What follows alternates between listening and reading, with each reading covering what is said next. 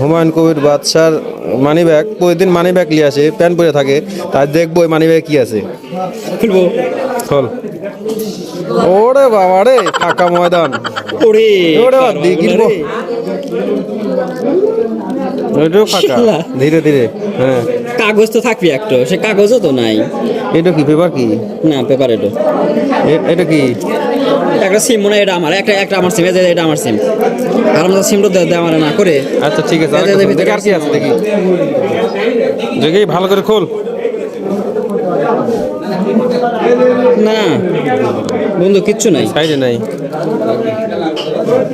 সাইডে কোনো পকেট নেই। তাহলে এই একটা মানি ব্যাগে ফলাফল কি?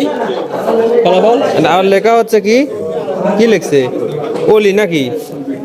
ওলি না কি লিখছে? কি লিখছে? মানে ব্যাগে মানুষের মানে ওলি লেখা, ওলি নাম আছে। আমার ওই এই তো আজকে কবিরের মানি ব্যাগ এটাই।